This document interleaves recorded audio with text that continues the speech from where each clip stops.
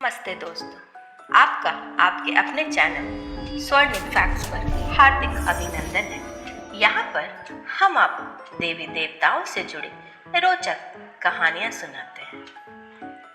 तो दोस्तों, आज इस वीडियो में हम आपको भगवान विष्णु के 10 अवतार की कहानी सुनाएंगे। भगवान श्री हरि विष्णु ने धर्म की रक्षा हेतु हर काल में अवतार लिया।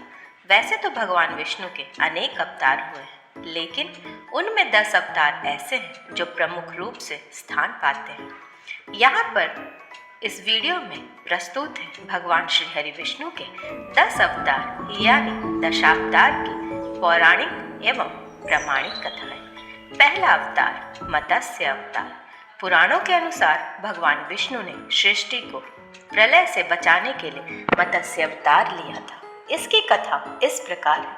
कृतयुग के आदि में राजा सत्यव्रत हुए। राजा सत्यव्रत एक दिन नदी में स्नान कर जलांजलि दे रहे थे। अचानक उनकी अंजलि में एक छोटी सी मछली आई।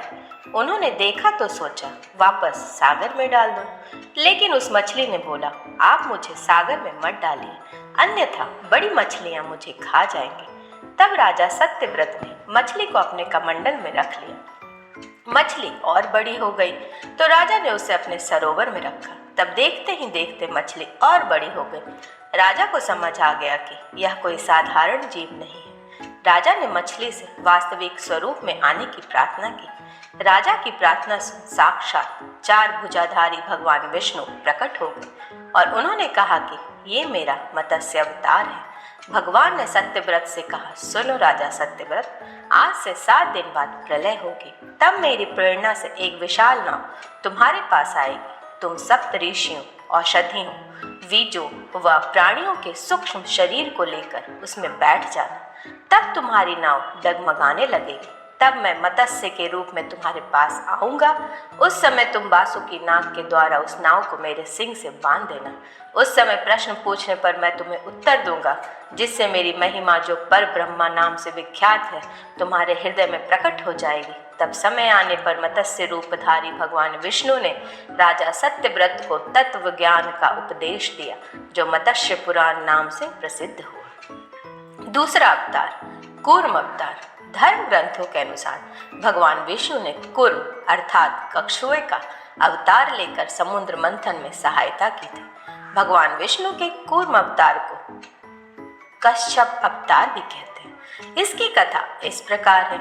एक बार महर्षि दुर्वासा ने देवताओं के राजा इंद्र को श्राप देकर श्रीहीन कर दिया। इंद्र को जब भगवान विष्णु के पास गए तो उन्होंने समुद्र मंथन करने के लिए कहा। तब इंद्र भगवान विष्णु के कहे अनुसार दैत्यों व देवताओं के साथ मिलकर समुद्र मंथन करने के लिए तैयार हो गए। समुद्र मंथन करने के लिए मंदरांचल पर्वत को मथानी एवं नागराज वासुकी को नेति बनाया गया। देवताओं और दैत्यों ने अपना मतभेद भुलाकर मंदरांचल को उखाड़ा और उसे समुद्र की ओर ले चले, लेकिन वे उसे अधिक दूर तक नहीं ले जा सके। तब भगवान विष्णु ने मंदरांचल को समुद्र तट पर रख दिया। देवता और दैत्यों ने मंदरांचल को समुद्र में डालकर नागराज वासुकी को नेति बनाया, किंतु मंदरांचल के नीचे कोई आधार नहीं होने के कारण वह समुद्र में डूबने लगा। यह देखकर भगवान विष्णु विशाल कूर्म अर्थात कछुए का रूप धारण कर समुद्र में मंदरांचल के आधार बन गए। भगवान कूर्म की विशाल पीठ पर मंदरांचल तेजी से घूमने लगा और इस प्रकार समुद्र मंथन संपन्न हुआ। तीसरा अवतार वराह अवतार। धर्म ग्रंथों के अनुसार भगवान विष्णु ने दूसरा अवतार वराह रूप में लिया था।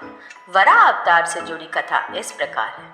पुरातन समय में दैत्य हिरण्याक्ष ने जब पृथ्वी को ले जाकर समुद्र में छिपा दिया, तब ब्रह्मा की नाक से भगवान विष्णु वराह रूप में प्रकट हुए।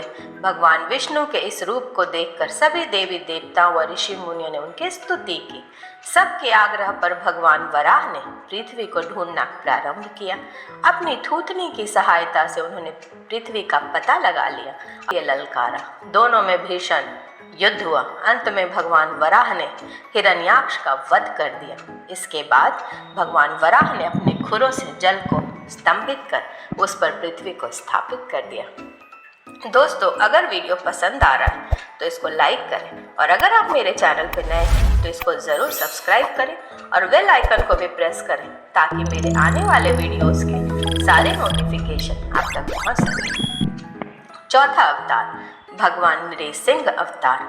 भगवान विष्णु ने नरसिंह अवतार लेकर दैत्यों के राजा हिरण्यकश्यपु का वध किया था। इस अवतार की कथा इस प्रकार है। धर्म ग्रंथों के अनुसार दैत्यों का राजा हिरण्यकश्यपु स्वयं को भगवान से भी अधिक बलवान मानता था। उसे मनुष्य, देवता, पक्षी, पशु न दिन में, न रात में, न धरती पर, न आकाश में, न अस्त्र से, न शस्त्र से मरने का वरदान प्राप्त था। उसके राज में जो भी भगवान विष्णु की पूजा करता था उसको वह दंड दिया करता था। उसके पुत्र का नाम प्रहलाद था। प्रहलाद बचपन से ही भगवान विष्णु का परम भक्त था। यह बात जब हिरण्यकश्यपु को पता चली तो वह बहुत क्रोधित हुआ और प्रहलाद को समझाने का प्रयास किया, लेकिन फिर भी जब प्रहलाद नहीं माना तो हिरण्यकश्यपु ने उसे मृत्यु दंड दे दिया। हर बार भगवान विष्णु के चमत्कार से वह बच गया। हिरण्यकश्यपु की बहन होलिका, जिसे अग्नि से न जलने का वरदान प्राप्त था, वह प्रहलाद को लेकर धधकती हुई अग्नि में बैठ गई। तब भी भगवान विष्णु की कृपा से प्रहलाद बच गया और होलिका जल गई। जब हिरण्यकश्यपु स्वयं प्रहलाद को मारने ही वाला था तब भगवान विष्णु नरसिंह का अवतार लेकर खंभे से प्रकट हुए और उन्होंने अपने नाखूनों से हिरण्यकश्यपु का वध कर दिया। पांचवा अवतार वामन अवतार। सत्युग में प्रहलाद के पौत्र दैत्यराज बलि ने स्वर्गलोक पर अधिकार कर लिया। सभी देवता इस विपत्ति से बचने के लिए भगवान विष्णु के पास गए। तब भगवान विष्णु ने कहा कि मैं स्वयं देव माता अदिति के गर्भ से उत्पन्न होकर तुम्हें स्वर्ग का राज्य दिलाऊंगा। कुछ समय पश्चात भगवान विष्णु ने वामन अवतार लिया।